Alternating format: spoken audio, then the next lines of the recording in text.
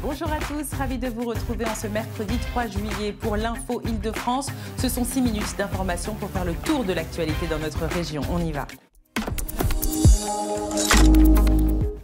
Et c'est la toute dernière ligne droite pour les élections législatives 2024. Et après le dépôt des candidatures hier et le feuilleton des désistements face au Rassemblement national, il reste maintenant 3 jours avant la clôture de la campagne officielle pour le second tour des élections, tandis qu'Emmanuel Macron demande à réunir le Conseil des ministres à l'Élysée.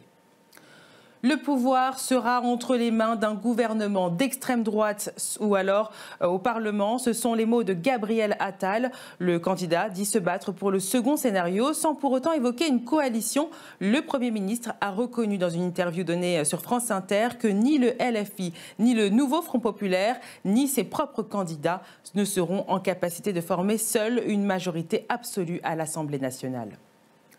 Le PDG de la RATP, Jean Castex, conservera par intérim son poste pendant les Jeux Olympiques. Son mandat devait normalement s'achever le 22 juillet. Mais nommé à la tête de la RATP en 2022, l'ex-premier ministre sera chargé de l'intérim des fonctions de président directeur général de la Régie des Transports à partir du 23 juillet, selon l'arrêté signé des ministres de l'économie Bruno Le Maire et de la transition écologique Christophe Béchu. Pour le moment, aucune date de fin à cet intérim n'a été mentionnée. Du côté du handball féminin, il y a du changement dans l'équipe de France féminine. La gardienne Floriane André, l'arrière-droite Pauline Costaena et l'arrière-droite Océane Sercien-Hugolin quittent les Bleus, tandis que l'équipe prépare les Jeux Olympiques de Paris.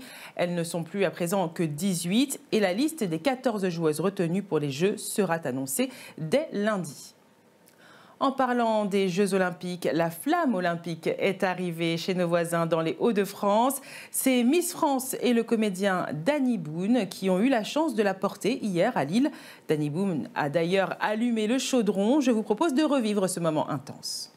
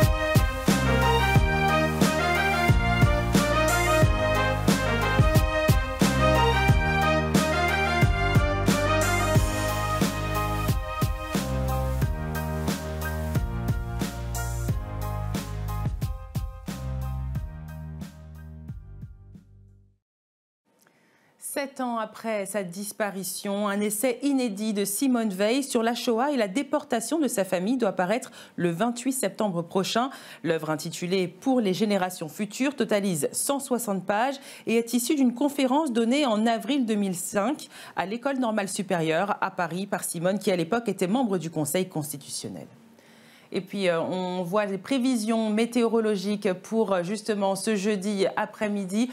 C'est demain, donc, et vous verrez qu'effectivement, on aura des températures qui sont toujours très douces, allant de 21 à 23 degrés. On a 21 degrés, notamment pour Bobigny ou pour Cergy ou encore pour Provins, voire Versailles. Et puis, ça montera donc jusqu'à 23 degrés à Melun, notamment. C'est là qu'il fera le plus chaud.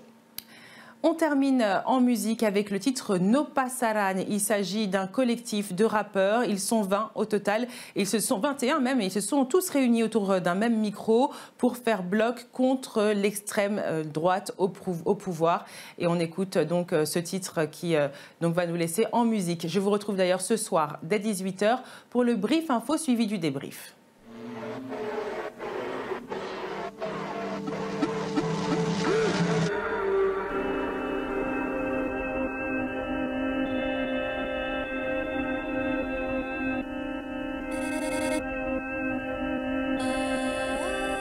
Les guerres, y'a du monde pour les guider, vite, y'a personne pour les faire.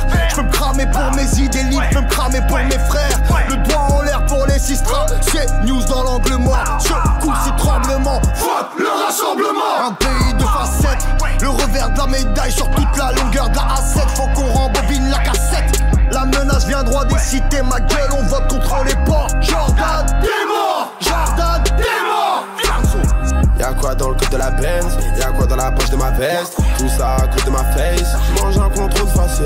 Pour les petits frères on s'inquiète, ils se font tamponner en veste. Moi veulent pas la paix mais la guerre, pour ça que les riches ne restent pas. Y'a j'propose un octogone à barbe.